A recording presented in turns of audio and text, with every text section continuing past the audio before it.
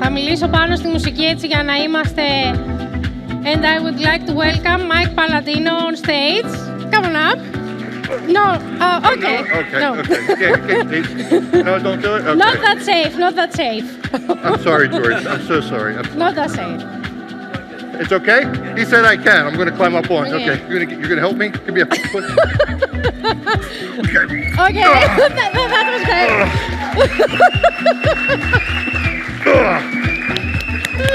Great applause. Music. Not again. That needs music. You want the worm? Okay. Okay. Now to the George. I have a dead speaker over here. I have a dead speaker over here. No. Okay. Don't do that. Don't get old. You adapted. You adopt what he said. And you thrive. Adapt and I thrive. Yeah. That was great. Good. So let's start the revolution. As the song says, the robot revolution, AI, agile, and their impact on your profession. A warm applause once more for Mike Palladino. Hello. Yours. All right. Yep. Good. I love the enthusiasm. That's exciting. Who's presenting next? I'm confused. Okay, good. No, I'm excited to be here because I was asked to talk about the fourth industrial revolution. And I went, I'm excited. This is perfect. Finally, I get my flying car. Yeah. Finally, I'm going to go to Mars and visit the other planets. It's exciting. I finally get the body I've always wanted. Yeah, I'm excited about that. I'll be able to do the worm. So this is my plans for the future. Hopefully ChatGPT will help me. So I said, I need to do research, right? That's what we do. I need to do in-depth, fully understand the topic, learn as much as I can. So I watched one movie. Which movie did I watch? The Matrix. Right? Tells me everything I need to know about the future. I know what's going to happen. Tells me everything. So, what happens to the humans in the movie? Do you remember? Yeah? We turn into batteries. Right? Isn't that what we do? We're going to be batteries for the robots. So, in conclusion of my talk today, thank you for inviting me because the robot overlords will take over in the future, and we have nothing. If you need a diagram, we have IT people here. Here's your flow chart. So, for free, sometime in the future. Thank you very much. Enjoy your time. George told me I had to be quick. We had to make up more time. But I said, wait a minute, that's not good enough. I got to think about this more. What else could I do? I could watch more movies. Ooh, that sounds like fun. I'm very happy about my wife. She said, please watch more movies. I'm fully supportive of you. I'm very happy for you to stay away and go watch movies. Yeah, that was the face she gave me. But I watched the movies, and what did I find? I did some research. After all these movies, there was about 539. Okay, who cares? But I said, out of those movies, which one has a negative outlook? What do you think? Negative outlook of the future. All of them, some of them, most of them, 532. So if we do the math, can somebody do this on ChatGPT? What's the math? If we have the math, it's 7. Only have a positive future of the world. So that's what has been coming in our heads for the last 20, 30, 40 years. The future's horrible, everything's going to be bad. That has been the message we've received. But again, it got me thinking some more. I don't think this is true because we're very good at humans. We're very good at adapting to our environment. Like George did not give me stairs, so I had to figure out a way to get onto the stage. I don't know why you took the stairs away.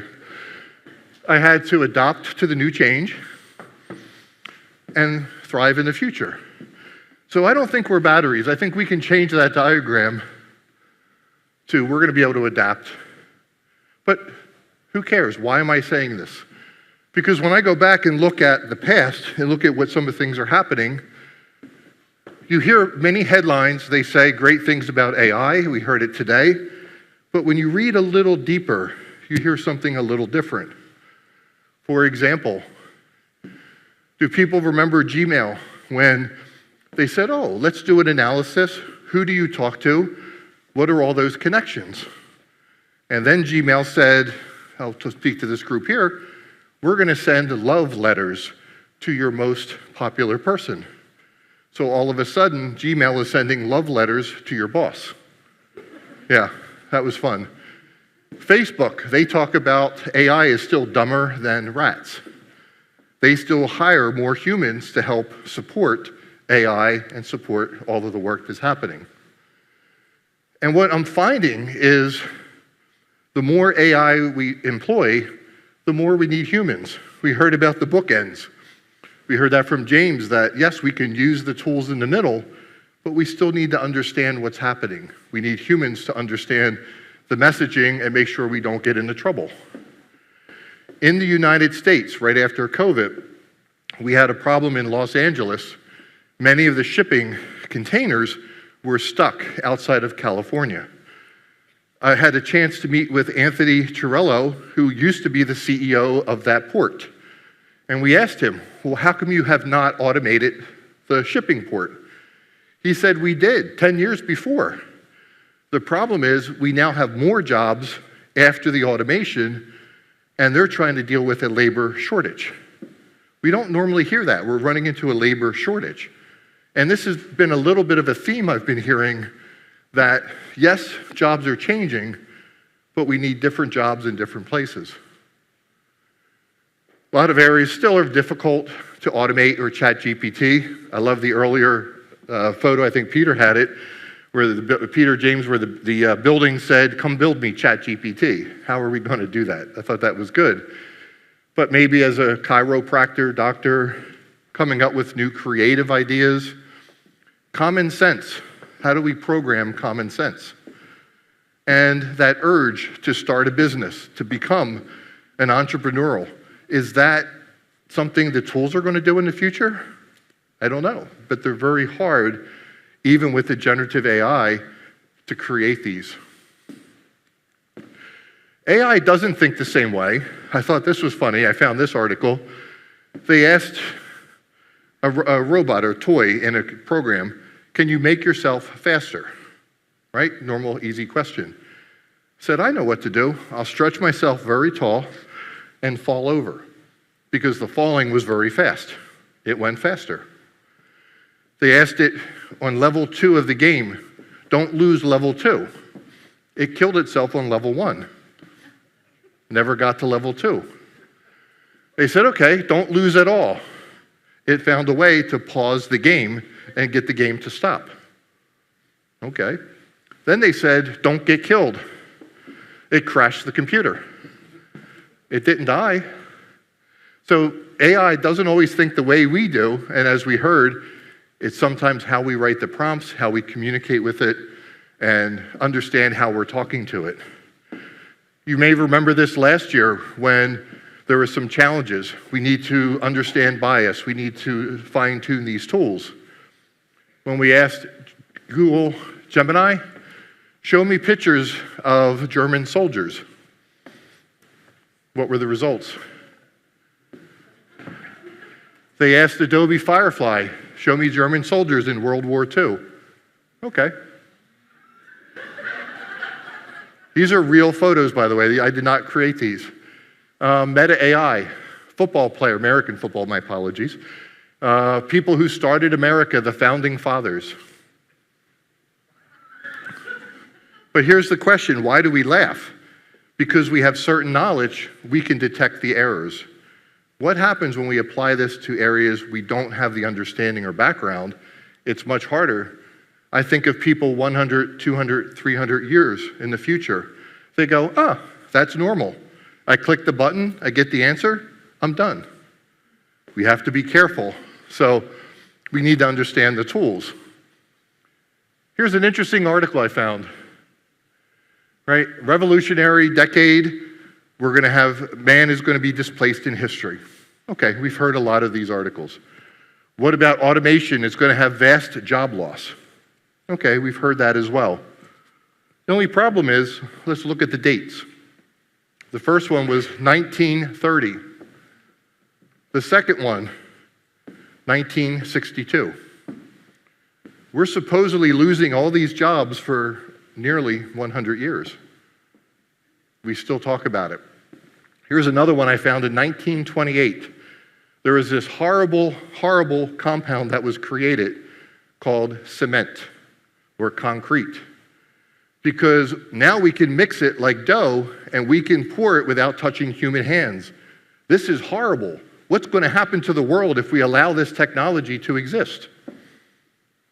That was the messages that we've been hearing. Sometimes, though, we forget the past. We're in our fourth industrial revolution, but what happened to the first three? Sometimes we forget about those. But we have some great products, sewing machines, things like transistors, airplanes. That's how I arrived today, yesterday was an airplane, cell phones, radios. But what happened to those previous jobs? There was a lot of jobs before this new technology came. So let me take you to a story of New York City. In 1900, they had a lot of horses, 200,000 horses in the city. Each horse produces 7 to 16 kilograms of manure. Do you know what manure is? Does that translate? It's the stuff that comes out the backside of the horse? Okay. So you didn't think you were coming to a presentation, PMI, to talk about that? Okay. But when you add this up, 1.4 to 3.2 million kilograms per day. That's a lot of manure. In 1880, they actually had to remove 15,000 dead horses. In many cases, they didn't even remove the horses. They left them in the street. Not very good. But we created many new jobs back then. We had to feed the horses. They needed the shoes. They needed the wagons. These are some great jobs to have back then. They even had a job, because of the manure on the street, if you wanted to walk across the street, you paid someone to push a broom so you could walk without stepping in the stuff. That was a job back in 1900. But what happened in 1908? This thing called, oh no, an automobile, a car is coming. Uh-oh, what's going to happen to all these jobs? Well, let's step back. If we look at new technology, if we look at that, new technology comes in, and all we hear about is the jobs that are going to be lost. Apologies, let me just take this off because I keep making noise. And I probably can't because it's actually tied to me, so it's okay. But with this, we hear about lost jobs many times. What we don't hear about is, here we go, ignore the man in the curtain here, just unclip one if you don't mind. So we talk about the tech suppliers and new industries. We don't hear about that. They create new jobs. Okay. We have higher productivity. We expand. Sometimes we get lower prices. When companies expand, sometimes they bring in new jobs. We get lower prices. We can buy more, which expands, which causes more jobs. Or we can now buy other things, which produce new jobs. The problem is these other new jobs come later. We hear about the lost job. That's easy. It's obvious. We can see that. It's harder to see the ones that come later. And we forget about those. Let's go back to the car. What was created when all of a sudden we now have automobiles? Roads, polymers, materials, hotels, motels, roads.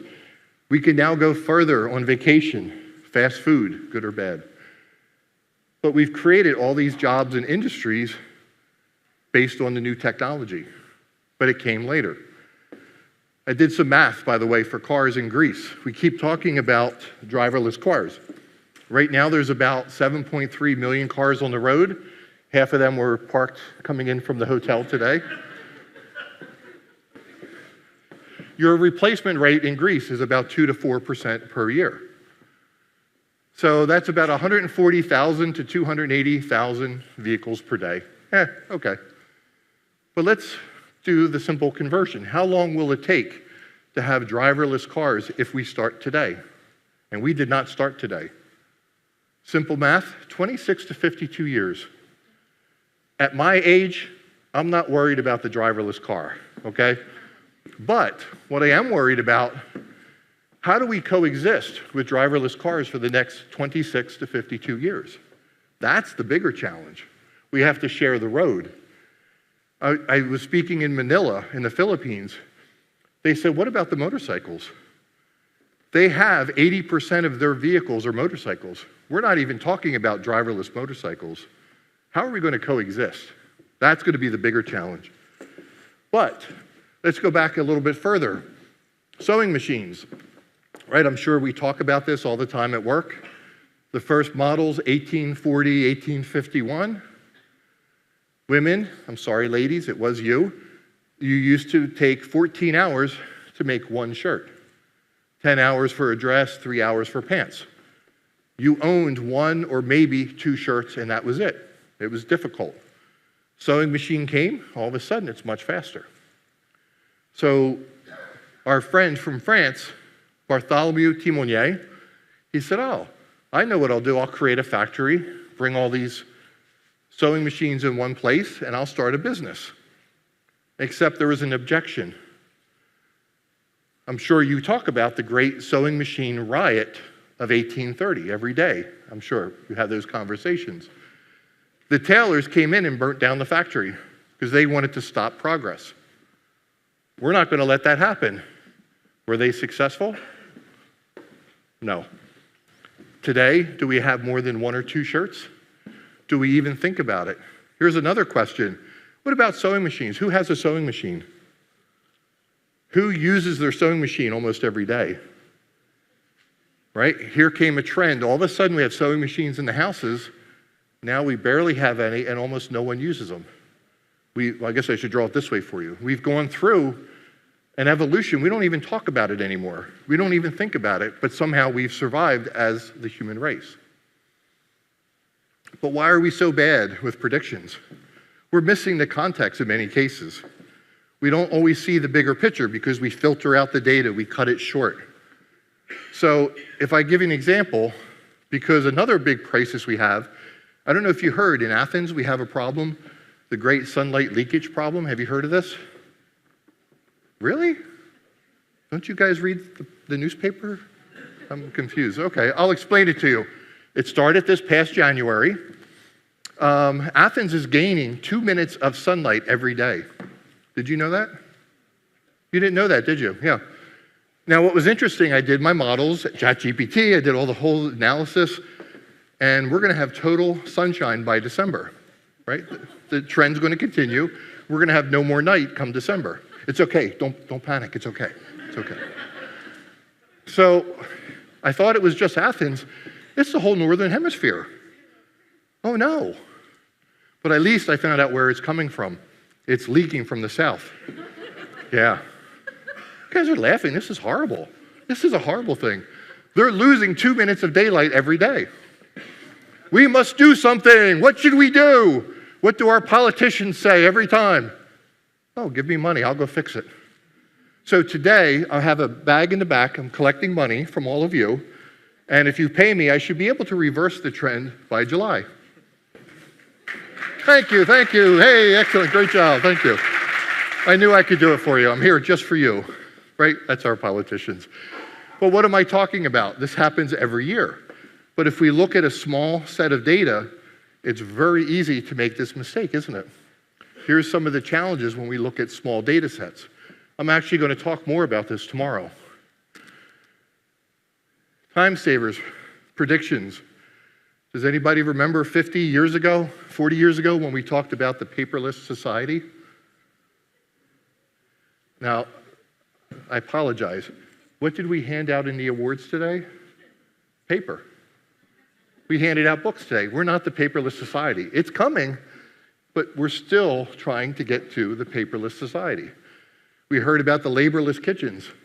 In the United States, it's very popular to have a very big, fancy kitchen now. What happened to the single push a button and there's my dinner?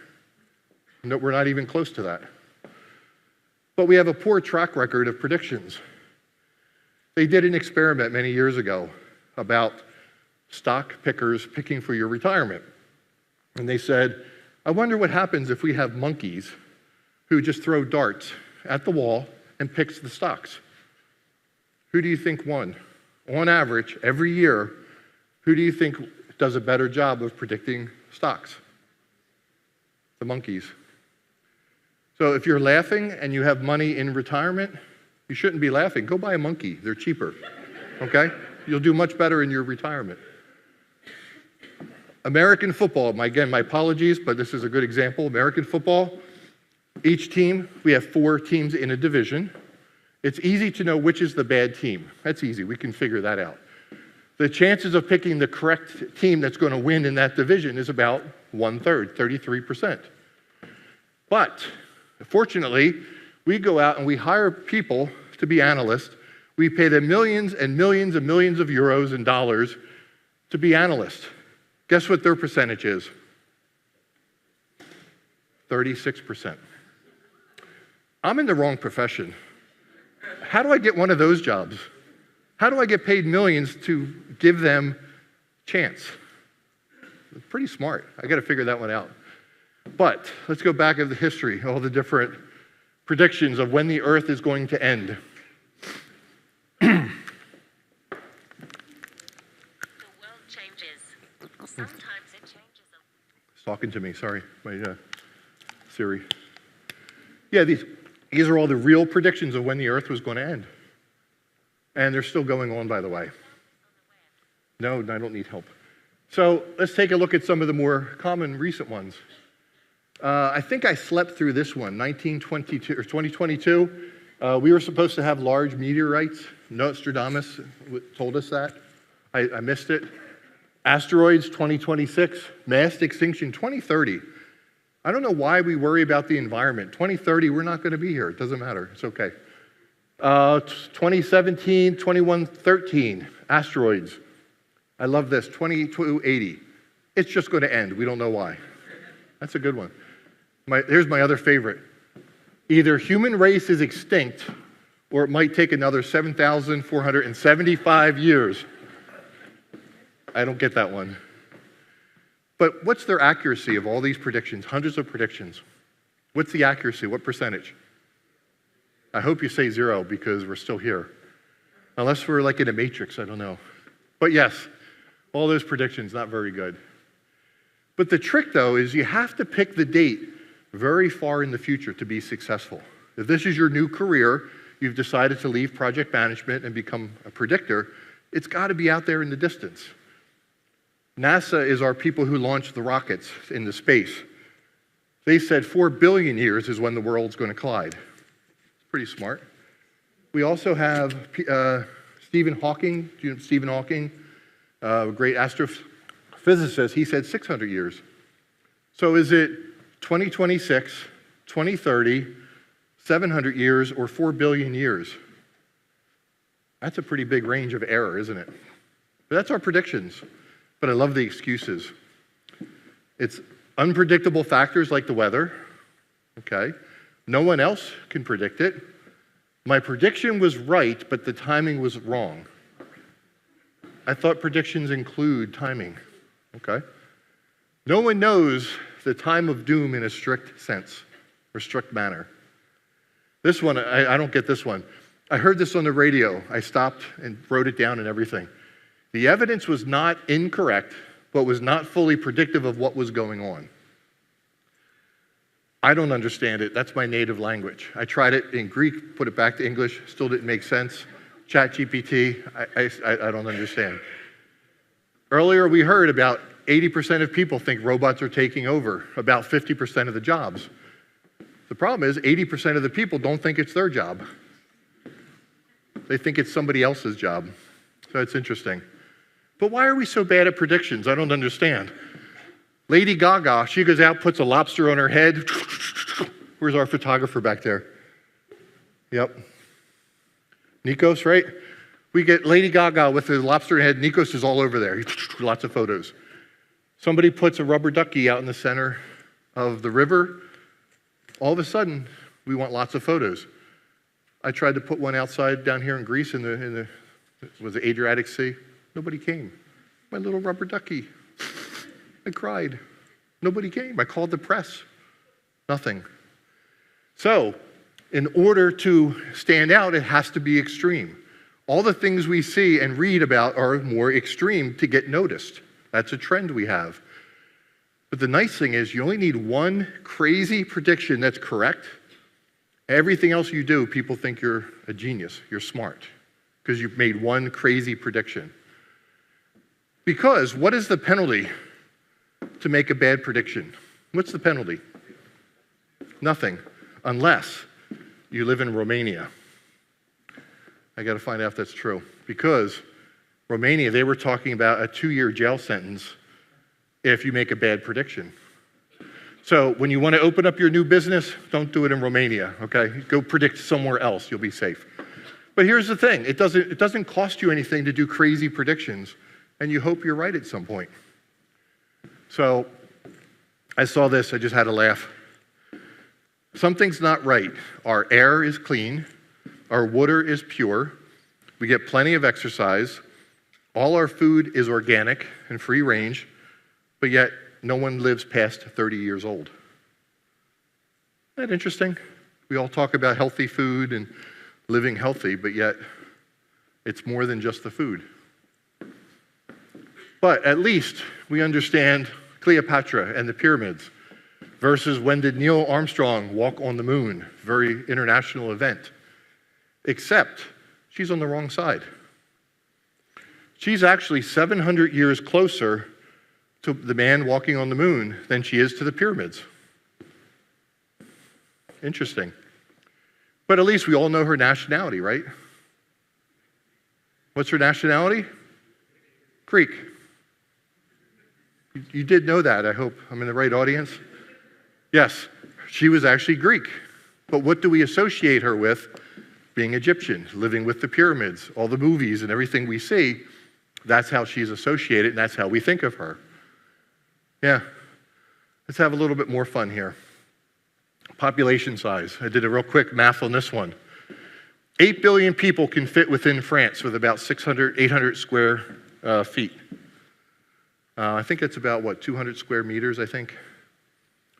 Interesting thing is the US alone can feed 9 billion people. I read a study, I think I lost it. I read a study that said we can pull back the size of France and give it back to nature every year for 100 years, and we still have enough food in the world. We actually don't have a food problem. We have a logistics problem, getting it to the right locations. When you start looking at the data, you get a different impression than what we hear about all the time. It's very interesting. Population growth, I found this fascinating.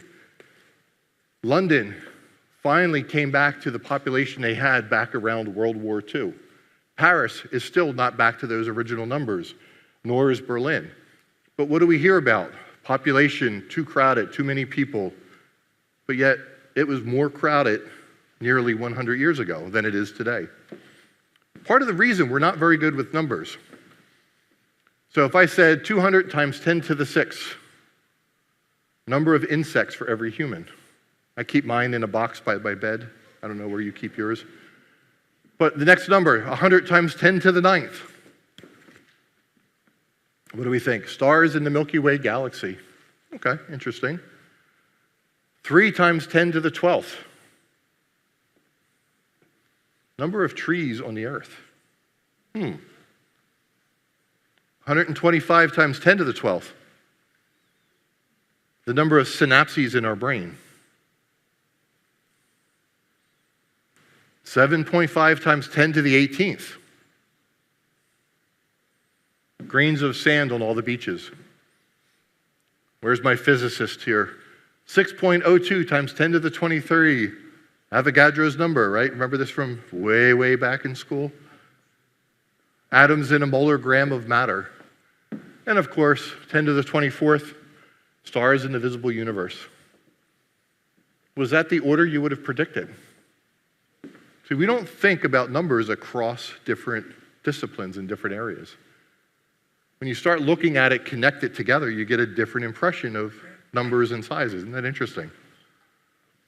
So this one really amazed me. We all hear about population growth, and that's not what this is about, but we hear about population, we hear about the hockey curve. The funny thing is, on the exact same website, they talk about how the populations are shrinking. We don't hear about the one on the right. We all hear about the left. Too many people. We got to reduce. Jobs are going away. We got to get rid of people. But yet, we're on the path of not being able to recover. The US, we need 2.1 to replace the generation just to stay the same. The US, we're down to 1.78. Any idea what Greece is? 1.3. That's our bigger challenge. But that's out in the distance. A little harder to pay attention to that one. But you start going through the numbers, 2-3 generations, we're not going to have a population problem. We're going to have a much different problem. I think South Korea is the lowest at 0.7. So they're panicked right now. And people laughed when Elon Musk came out a few years ago and said, we don't have enough people. The same thing I've been hearing from other people when I talk to, they said, yeah, we don't have enough people to fill some of these jobs.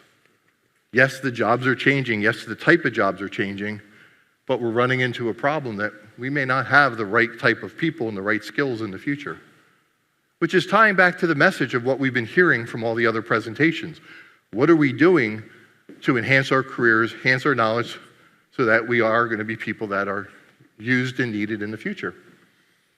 But a lot of what we do irrational decisions, emotional appeal. Ladies, right?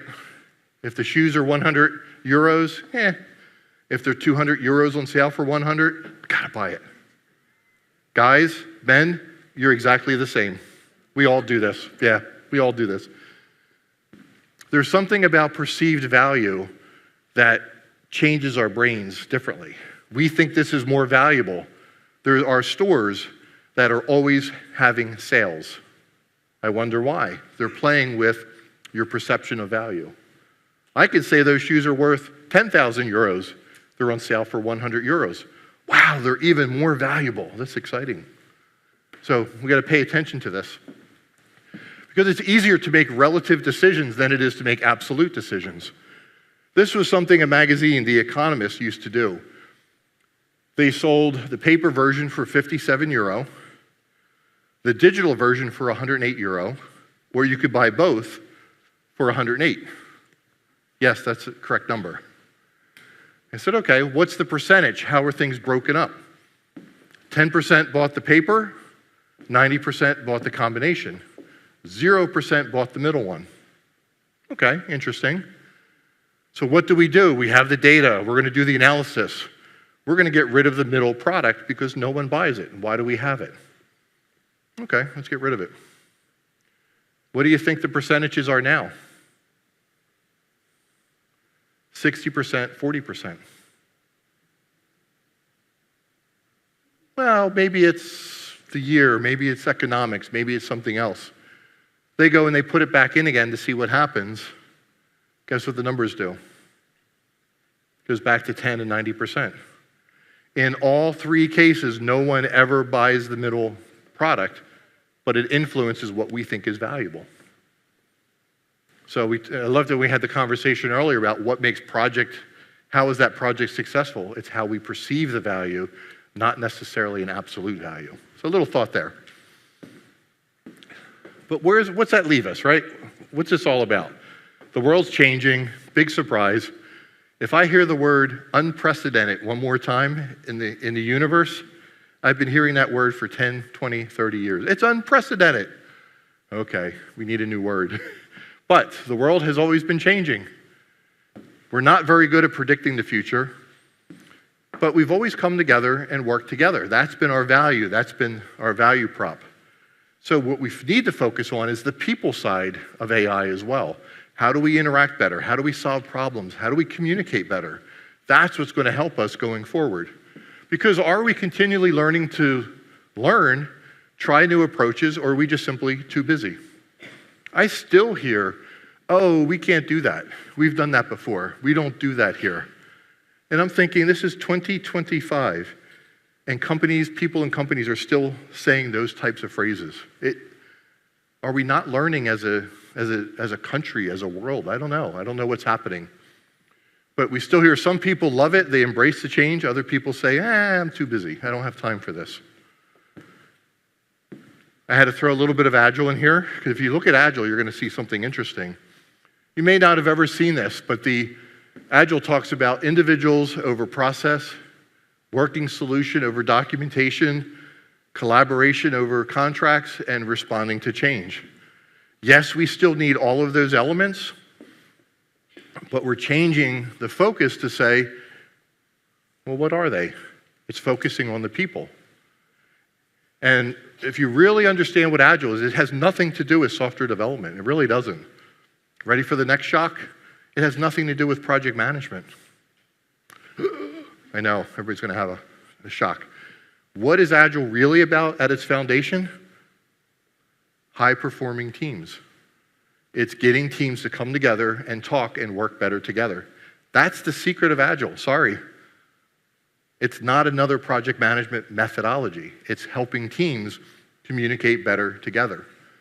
If you break it down and you see the principles, we welcome changes, we encourage face-to-face, self-organizing teams. Sorry, managers, it doesn't make sense to have a manager at the top telling everybody what to do. It's inefficient anymore. If we can set up, like we heard about the Kanban earlier today, let teams pool the next piece of work. A team, if they're running correctly, can outstrip any single person. They can run much faster, much more efficient. Regularly reflect and improve. That's our retrospective. Every 2 weeks, how can we as a team perform better together? That's what Agile is all about. It's more about teams and forming teams. So what we need to be able to do is summarize data, complex data. Now we have tools that even help us do this. I always feel bad when I see project managers who go to meetings all day and then go home and they're writing up all the notes in the evening. I don't understand that. We have so many tools to help us do it in real time. Now the tools do it for us.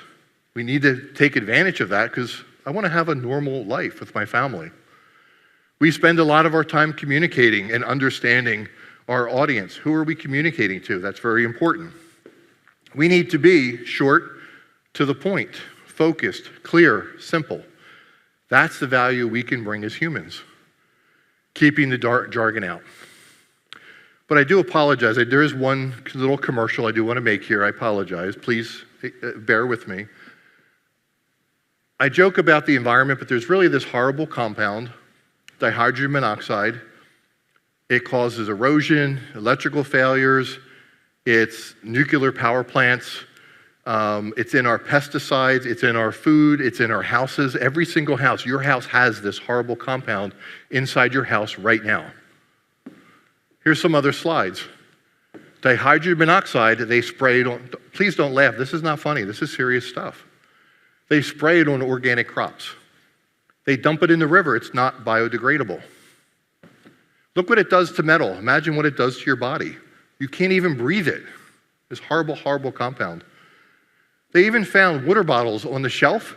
30 days later, it contains a high concentration of dihydrogen monoxide. And if you get it on your hands, you can't wash it off. So I am curious, would anybody be willing to sign a petition today to help ban this horrible compound? Yep, couple hands here. See, these are the nice people. These are the people that care about our environment. You others, you don't care about our environment. It's horrible. Because this is a horrible, horrible compound. Everywhere you go, we can't get rid of it. Yeah.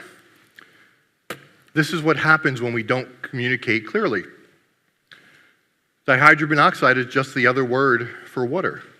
Sometimes as project managers, we get all excited about using the big, long, fancy word. Sometimes we just need to communicate clearly so we don't have misunderstandings. Let's go back.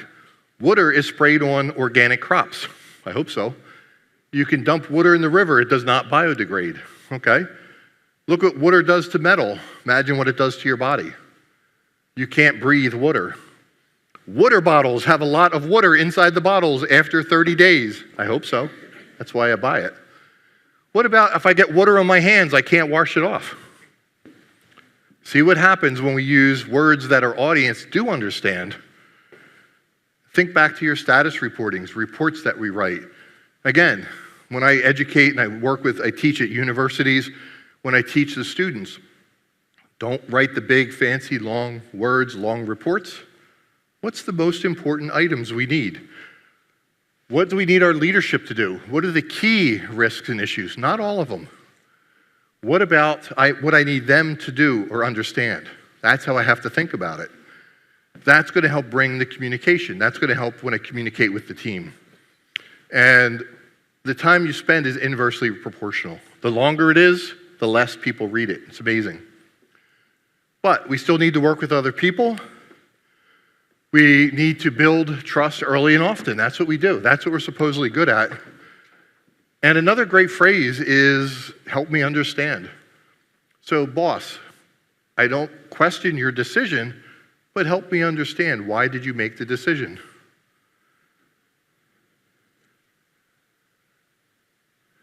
Teams, are you working on ways to get to know each other? Initial introductions, I'll say marvelous Mike, lazy Larry, something to remember the person. How about a thank you card? I had a lady in India, did a phenomenal job. So our team wrote a thank you card, mailed it to the second team in California, mailed it to the third team, the fourth team. She was site number 7, finally got to her.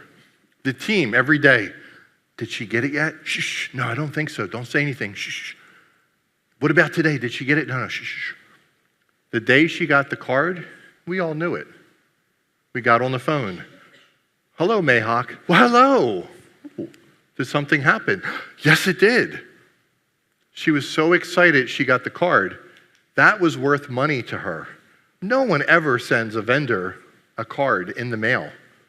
Not an e-card, a physical paper card. She hung that up. She showed it to everyone. That was exciting to her.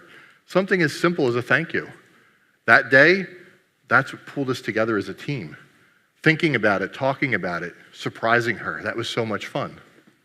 So what are the kinds of things that we can do? If we say thank you, don't just say thank you. Thank people for a reason. Today or tomorrow, if you're back tomorrow, did you thank the vendors for being here? Can you imagine if all of us go up and thank the vendors over the next today and tomorrow? Thank you for coming. Thank you for supporting the meeting. What kind of response will we get from them? Do you think they'll come back next year? Oh, yeah. Can you do a team group photo, even if it's remote? This is not my team, but I'll create a team. We get all the photos, the names, the roles, and we send it to everyone. So even if we do not use video conference, you hang it on the wall, and you feel like you're looking at the person and you're connecting by looking at their eyes. So it's a great way to make that connection. So as I wrap up here now, don't worry about the future. Yeah, I know, we all like to worry. A lot of change is unrecognizable. It's coming. There's not much we can do about it. Top 10 jobs today did not exist 10 years ago. I tell universities, I talk to the deans, I talk to the different schools, the master programs. I say, I love this quote, we are currently preparing students for jobs that don't yet exist, using technology that has not been invented in order to solve problems that we don't even know they're problems yet. And I tell them, we must teach students how to think, not what to think. It's got to be how do you think? How do you approach tools? How do you approach problems? As we heard today, anything you learn today, 1 week, 1 month, 1 year, it's going to change. It's how do we think about the tools? How do we approach the tools? How do we incorporate them? That's more important. The tools will always change. Our behaviors need to be focused and consistent.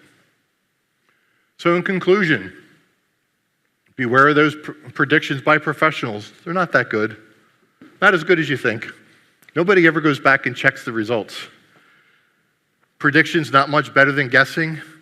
And the ones that you hear are the loud ones, the extreme ones. They're the ones that everyone wants to talk about. Did you hear? Did you hear that? We don't talk about the boring things. Just the way we are. That's who humans are. So still comes down to how we build trust, work with each other, communicate with each other. We have to continue to learn to stay relevant. And if we do that, we can adapt, adopt, and thrive. So with that, thank you very much. I'd love to hear if there's any questions or comments.